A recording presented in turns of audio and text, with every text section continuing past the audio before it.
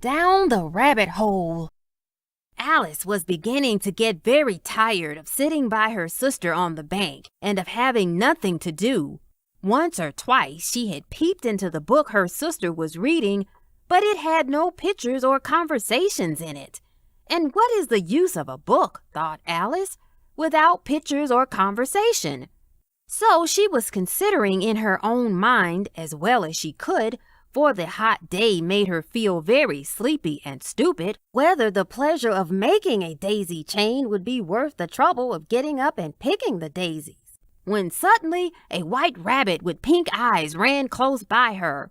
There was nothing so very remarkable in that, nor did Alice think it so very much out of the way to hear the rabbit say to itself, oh dear, I shall be late."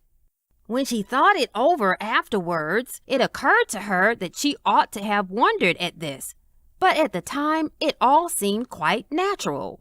But when the rabbit actually took a watch out of its waistcoat pocket and looked at it and then hurried on, Alice started to her feet, for it flashed across her mind that she had never before seen a rabbit with either a waistcoat pocket or a watch to take out of it. And burning with curiosity, she ran across the field after it, and fortunately was just in time to see it pop down a large rabbit hole under the hedge.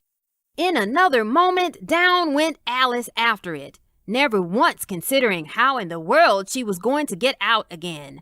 The rabbit hole went straight on like a tunnel for some way, and then dipped suddenly down, so suddenly that Alice had not a moment to think about stopping herself before she found herself falling down a very deep well. Either the well was very deep or she fell very slowly, for she had plenty of time as she went down to look about her and to wonder what was going to happen next.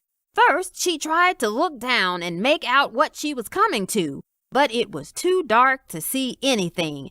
Then she looked at the sides of the well and noticed that they were filled with cupboards and bookshelves. Here and there she saw maps and pictures hung upon pegs. She took down a jar from one of the shelves as she passed. It was labeled orange marmalade.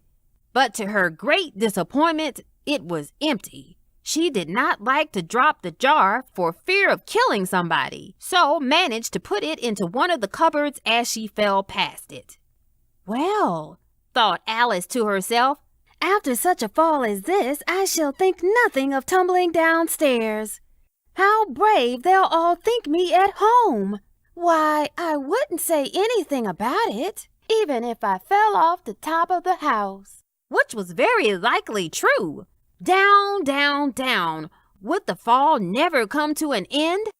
I wonder how many miles I've fallen by this time, she said aloud. I must be getting somewhere near the center of the earth. Let me see. That would be 4,000 miles down, I think. For you see, Alice had learnt several things of this sort in her lessons in the schoolroom, and though this was not a very good opportunity for showing off her knowledge, as there was no one to listen to her, still it was good practice to say it over. Yes, that's about the right distance.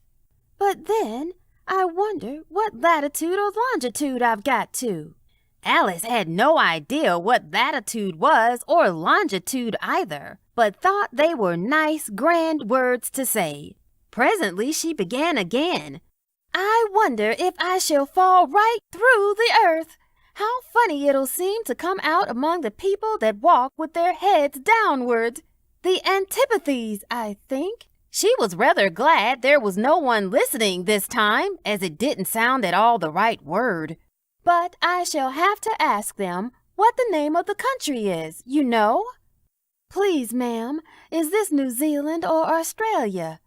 And she tried to curtsy as she spoke. Fancy curtsying as you're falling through the air. Do you think you could manage it?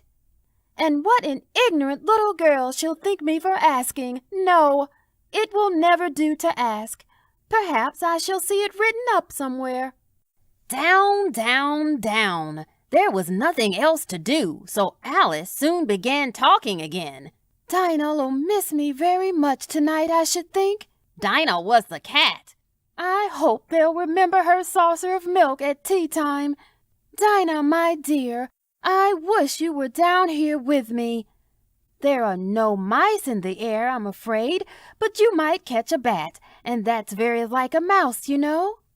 But do cats eat bats? I wonder.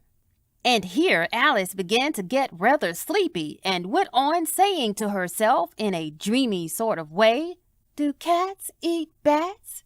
Do cats eat bats? And sometimes, do bats eat cats?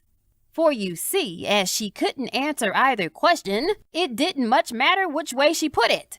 She felt that she was dozing off and had just begun to dream that she was walking hand in hand with Dinah and saying to her very earnestly, Now, Dinah, tell me the truth. Did you ever eat a bat?